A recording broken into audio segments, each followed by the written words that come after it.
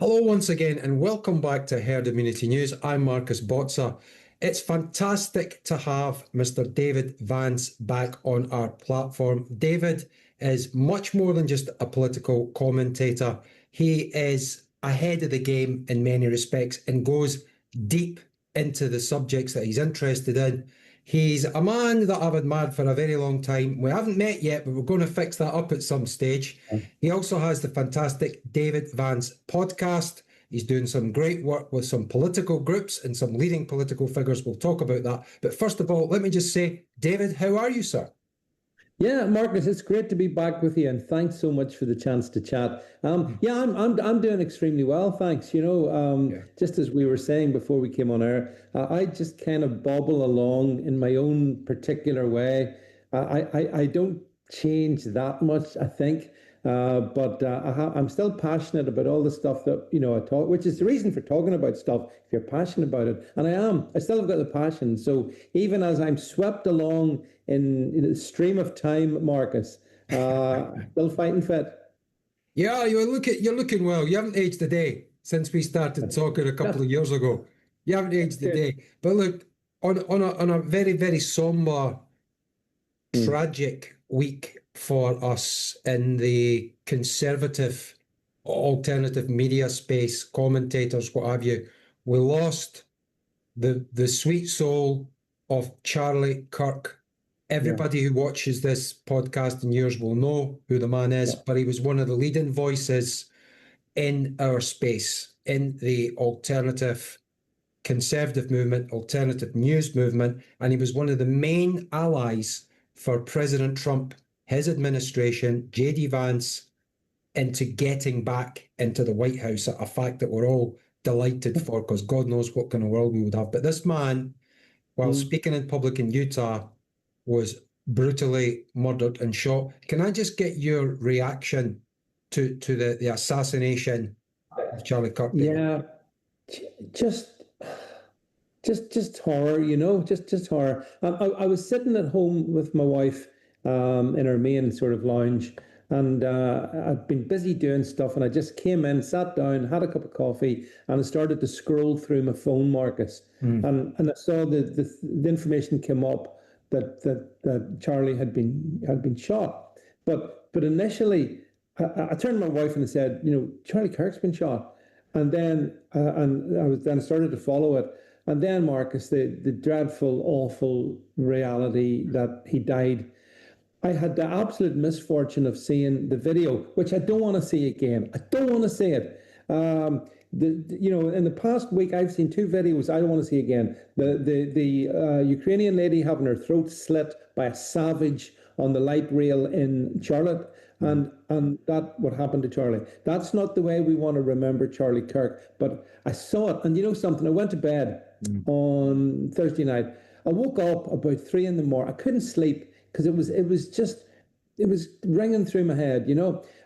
Charlie Kirk. What can I say that hasn't been said? He, absolute hero, a gentleman, Christian, father. The really important stuff. A father, husband to 2 young kids. And a guy that as you've said, Marcus, I think he was very instrumental in helping President Trump return to the White House.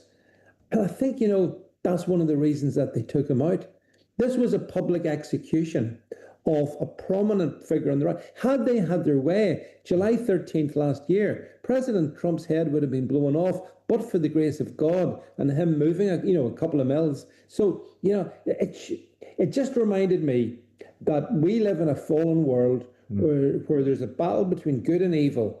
And my God, have we seen evil? And we have to fight back against it, But just on an emotional level, it's been hard, Marcus. You mentioned podcasts, and I do put out stuff. I have a Substack. I put out stuff. Yeah, it's been really hard.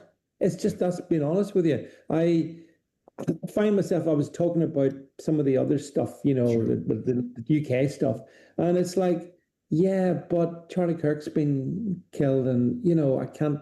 It's hard to rationalise it, so it's quite emotional. It's all of those things, and you have a very large American audience as well, and you're quite a prominent British political podcast or analyst, David. We see that in the numbers that you get and your viewership. But there is a kind of JFK assassination feeling about this, because the Charlie was someone who may even become president of the United States. So, yep. And that's how he's, good looking, fresh faced, family man. Unlike JFK, didn't have all the baggage of the misgivings, shall we say, in his private life. Yeah. But this is a peaceful man. He wants to sit down, he wants to talk, he wants to debate. Moving on to the shooter, if we may, the killer. Yeah. There are early indications that the FBI have got the weapon.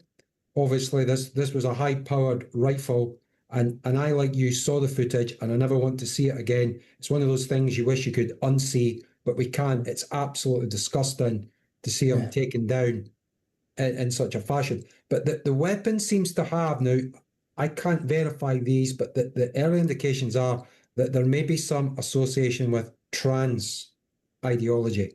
So there might, but there might not. That's true. Because I've seen stuff. I mean, I tell you, Marcus, in the aftermath of horrible things like this, the one thing I've learned over the last 10, 15 years is possibly don't plow into saying too much to more facts emerge.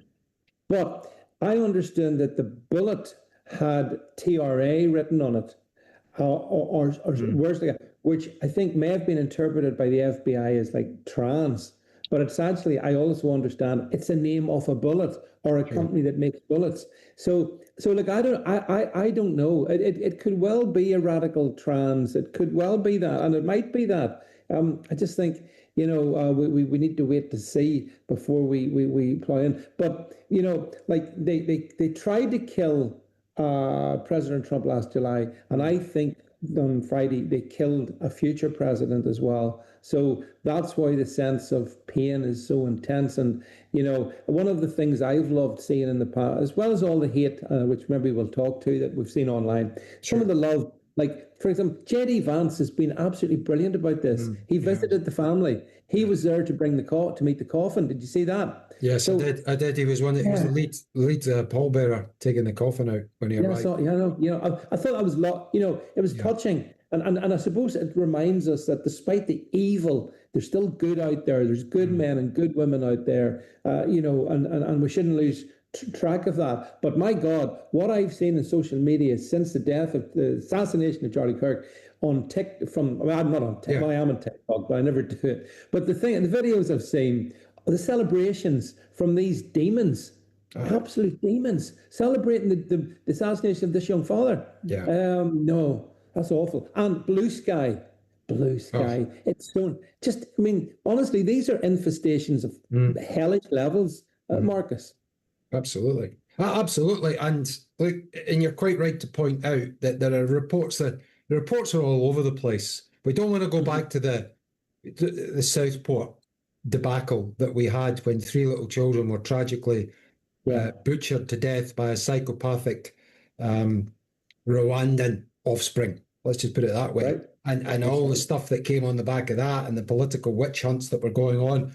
But these are reports that are out there. There are early indications, but we'll be very sensitive and pump the brakes. But initially there were reports saying that it may have been, this was from MSNBC, CNN, they were saying that it might have been a gun fired in celebration that accidentally hit him. I mean, the most disgusting, unbelievable conflations that you can ever imagine. Other people were saying that they could see a shooter on the roof, like in Butler. They actually saw a shadowy figure, and this was being reported. Now, people are asking when in the aftermath why the security wasn't any better. But are we at the stage now? I mean, first of all, do you see this as a politically motivated killing? Absolutely. 100%. Yeah. It was absolutely, Charlie Kirk was assassinated for his political views. Yeah, absolutely. So taking it along, where we're at now, it seems, and you've pointed this out on Twitter, that the space that we're in, where the death and murder and butcher is glorified online, even by a character, an author, a Nigerian author. I don't know if you saw this one, David, called Nils Abbey. He was on GNTV, I think, and he was more or less saying that Charlie Kirk actually was asking for this. I mean, to these people now, what kind of category are we putting these people in? Is this a new kind of terrorism? I put them in the demonic category. That's what I honestly think. They are demons. They have to be possessed. That level of evil. And I mean, for example, did you see that the guy, when Charlie Kirk was in the UK about a month ago, he was at the Oxford Union debate. And I'm sure you the new president in waiting. Yeah, I saw his comments. Yeah. On his WhatsApp groups was delighting in whoopsie, enjoying the slaughter of this guy. I mean, how can we explain this level of hatred? There's loads of people, Marcus, on the left that I don't like. Loads of them. I would be very sad if anything happened to any of them, because like yourself, and I'm sure like most of your listeners or all of your listeners and viewers, we have decency and common humanity. So we mightn't agree with people, but we don't want them dead. Heaven, you wouldn't want that. So when I see this, I just see it. I just see it in spiritual terms. To be honest, I see the celebrations, and the good thing is social media never forgets. Lists have been compiled of all those individuals, like for example, people in the armed service, in the U.S. armed services, in the U.S. police, in the U.S. education system. They're all going to lose their jobs. They'll all be sacked because you're not going to get away with it. But in the States, but in the UK, I think they will get away with the hate because we're so messed up here. We don't have that strength of character to say, no, you don't get to work in ABC and delight in the death of an innocent man. You don't get to do that. You're out. You're on your bike. But we'll see. We'll see what happens. But it's been very, very distressing, Marcus. Absolutely. And these people are demonic. They must be possessed with something because they look deranged. Yeah, they look like they've come out of a horror film from the 1970s. All that's missing is the foaming from the mouth. And if I met them in person, I would make sure I had gallons of holy water by my side. I mean that most seriously. You and I are definitely on the same train of thought here. But if we can go just to the UK, from this soft sentencing that they have, this two-tier policing, this weaponisation of our judicial system, where we see a Labour councillor, Ricky Jones, on the streets of London calling for the throats to be cut of those from the right wing. Starmer's obviously okay with this, as was the judiciary, because he walked away never doing one day. Whereas we've got Lucy Connolly, a mother, she said she didn't even call for people to be burned. She just said she didn't care if they were. Is Starmer, the civil service, the Home Office, the judiciary, they're all one. Are these people setting up the assassination of a British Charlie Kirk? Well, I mean, for example, we've got tomorrow on September 13th, Saturday, September 13th, there's a huge gathering in London of people Tommy Robinson's organised, and I think there could be up to maybe 100,000 people or more in London tomorrow. I do worry about just what you've said. When you see two-tier policing, two-tier justice, two-tier judiciary, a nation can't survive on that basis, Marcus. Either we're all applicable to the same standard under the law, or we're not. And if we're not, then it's small brew, because that's where that leads. No one wants to see that. But I am concerned that it seems to me that it's almost like we're being encouraged. It's a bit like the meme, do something now, riot now. I saw a story this morning. York Council have authorised the taking down of Union flags, St George's Cross, in that council area. So so what? So in England now, it's a crime to fly the English flag? Yeah. Really? And you think that's not going to have consequences? This is radicalisation. People in Britain are being radicalised, just like the death of Charlie Kirk will radicalise millions. Millions will be radicalised because we see there's something. This is not fair. It's not right. It's patently wrong. And here in the UK, when you see those sort of sentences like that, well, like the fact that Ricky Jones got away completely. Yeah. Okay, Lucy Connolly got out, but not after having served time. And all this nonsense I hear about, yeah, but she pleaded guilty. Just so much nonsense. Sorry. And this is the lesson from Charlie Kirk. We shouldn't buy any of it, Marcus. Buy none of it. Push back at everything they say. And the UK, I think, is simmering. It's simmering in the hot plate. And I fear something will give. Well, it's got to give, because if you value your own safety and your family's safety, then you have to take preparationary plans. Because if you're hoping for the government, judicial system and police to have your back, especially if they know your political stance, you're out of luck. You and I don't come into any protected category. Not one. Not. So we're on the outside looking in. And if and in Lucy Connolly's case, the massive mistake, I know she said in an interview it didn't matter whether she pled guilty or not. I would actually test that and say, yes, it does matter what you plead from the beginning, because I don't think there's been a conviction of any of these so-called protesters or stirrers of racial hatred, which Lucy certainly wasn't. And she's come out in an interview and said it. So she pled because she was led down the garden path. It was her first experience. And having an encounter, like so many people, the first experience, the best thing to do is say nothing, give them your name, give them your address, and get an independent lawyer with a good track record, or phone Toby Young's crowd, the Free Speech. Yeah, Free Speech Union. Yeah, Free Speech Union. Absolutely, Marcus. Very, very good advice. Very good advice. And that's, we're all law-abiding people. We want to cooperate with the police, but the police themselves, when asked, said that that's what they would do. Say nothing. Name, address, date of birth, and that's you can comply. And it's not being nasty to them, but it's protecting yourself, which in this day and age is number one. But I've been reading your tweets, as I always do, before you came on, and you're kind of there's a sensation in a mood that the ballot box is almost now just a joke. When you see the likes of Keir Starmer and his appointment of Peter Mandelson, an associate of a criminally convicted paedophile who still had associations with him afterwards, and Starmer trying to pitch to the public that this was okay because there were some new revelations. What do you make to this whole? Could this be the end of Keir Starmer, thanks to his association with Mandelson?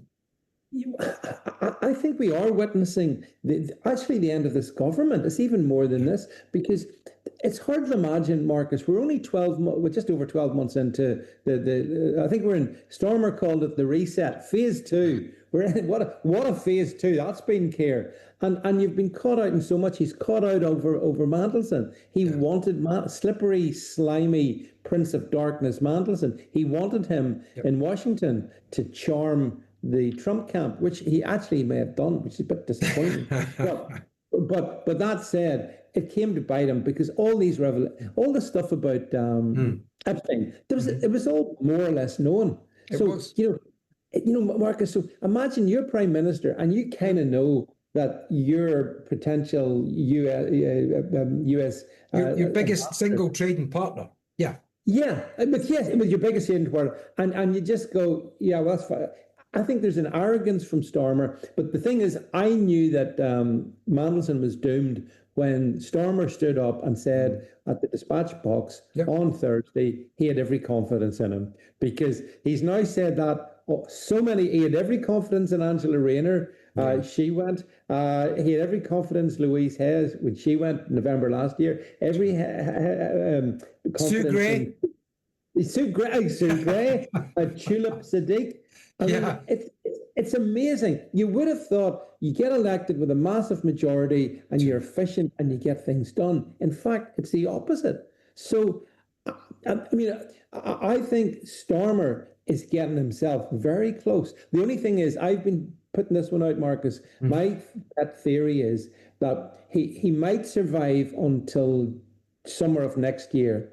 The budget's obviously going to be a big thing, but they've delayed. It's a Christmas budget. Just in time for Christmas, the UK's got a budget, and they've delayed that because they're scared about the budget, because they've wrecked the economy anyway.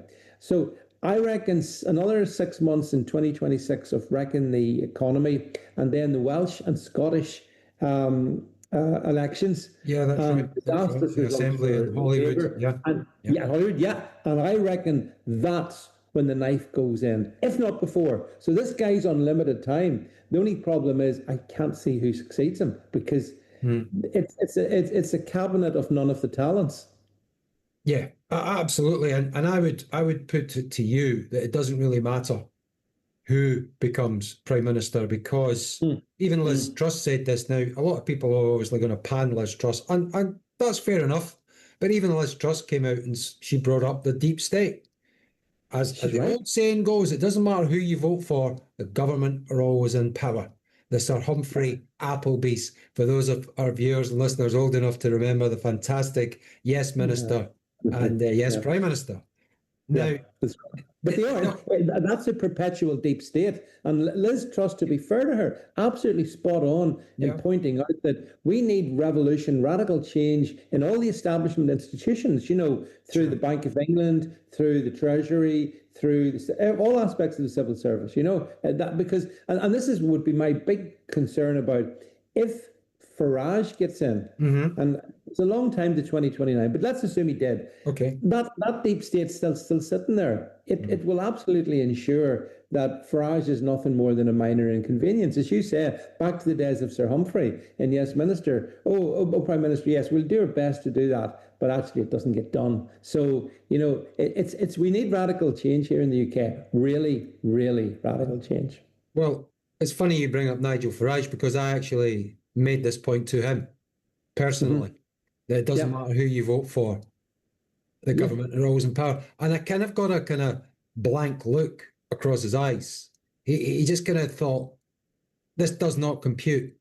Now he's either just playing me for a fool, or he truly believes that he can change, or he may not just want to change, and it's just too much for him to comprehend. But this is another interesting segue into Ben Habib and the advance, if I may speak to you. Ben, fantastic guy, met him personally, as you have. You've organised events with him, Kate Howie and other great patriotic Brits. Now, Ben's obviously coming for a little bit of criticism from the reformers, saying that he's splitting the vote. And what's the point? Ben will contend, as the advance leader, that you're not splitting anything, because reform are exactly another cheek off the multiple-cheeked backside. There's nothing between them. George Galloway, God bless him, came up with that great phrase, but there's a lot of arses on this cheek. So if you could just tell me, you're a friend, I would say, if that's okay, of Ben Habib, or a believer in Ben Habib. Where do you see this going then at the ballot box between reform and advance? Advance. Well, the first thing to be said is that you're dead right. You cannot split the vote, because there is the vote. People, individual human beings, take views on different issues at different times, and maybe they'll vote this way, maybe they'll vote that way. Nobody owns your vote. It's the absolute arrogance to say that you're splitting the vote. And actually, the hypocrisy of Farage as reformers is, who split the Conservative vote last year? Who was that? Yeah. Oh, yeah, that would be reform. So it's a nonsense argument. It is. Back to Ben Habib. Yes, I've gotten to know Ben, and I think he's a deeply principled guy who is like, to me, and I maybe get critique for this, but I don't care. He's like the real version of Nigel Farage. I have issues with Nigel Farage. I've frequently called him a Judas goat. No apologies for that, even though there's lots of good people in reform. I know that as well. Sure. But I know that the people that have flocked around Ben Habib, I kind of know them all. Yeah. They're good people, Marcus. They're good people. And so sometimes I judge people by you should judge people by the company that they keep. Yeah. The company that he keeps is pretty damn good. And even though it's early days, and I know that the party needs to be registered and all that kind of stuff, It's got over 30,000 members now. Yeah. Even in Northern Ireland, where I live, it has hundreds of members. And that's pretty damn significant because, I mean, I've been in political parties over here. That's impressive. So I think, look, it comes down to this. Advance UK will have their proposition. Reform UK will have their proposition. I believe in, like Charlie Kirk, in the marketplace of good ideas. So put your ideas out and let people decide. Maybe they will think it's reform. Maybe they will think it's Benabeeb. I don't know. But I'm all for giving us choice. And up until this point, as us talking today, it's all been reform. Reform have it all to themselves. That's why they're flying high in the poll. What's obvious is, whether it's reform or advance or even something different, people want change. People are desperate for change. It's none of the above. The uni party is dying. I just don't want it being replaced, and using George Galloway's expression, with a disguised rump. I don't want that. So I wish Advance UK every good success. Look, and the political landscape hopefully would change. That in an ideal world for us, perhaps you had the two biggest parties were Reform, Advance, and UKIP. I mean, because they're all, we've suffered decade after decade of leftist parties. Not one of the major parties believed in Brexit. They were all against our sovereignty, our parliamentary and our national sovereignty. And you saw that during the Brexit years, 2014 to when we finally got Brexit and Brexit name only. But I'm in no political party whatsoever. I have guests on from Reform, although not a lot these days. They've all been sacked. All the people I interviewed, I hope I didn't have anything to do with it. It was like Howard Cox, God bless him, fantastic man. He would have been a brilliant London mayor. Ben Habib, another fantastic guy, got all the time in the world for that gentleman, and is a genuine person. And a couple of others have all been ousted. And it is sad to see, but you're absolutely right. People can, they pays their money, they takes their choices. And Ben's really got his work cut out for him, but that doesn't mean to say that he can't achieve a lot of great things, because he's got the backing as well from the most powerful man in the world other than Donald Trump, Elon Musk. What did you make of that endorsement? Well, I think, Marcus, at the start of the year, you and I did talk about this, but I think it was the early days of January when Elon said that he believed that Nigel Farage was not the man to... Weak sauce. Yeah. Oh, well, yeah. And then he upgraded that, weak and runny sauce. A runny sauce, yeah. I'm kind of with Elon on this one. The thing that Benabeeb has a good relationship with Elon Musk. Elon Musk has been very constructive in terms of what he said about Advance UK.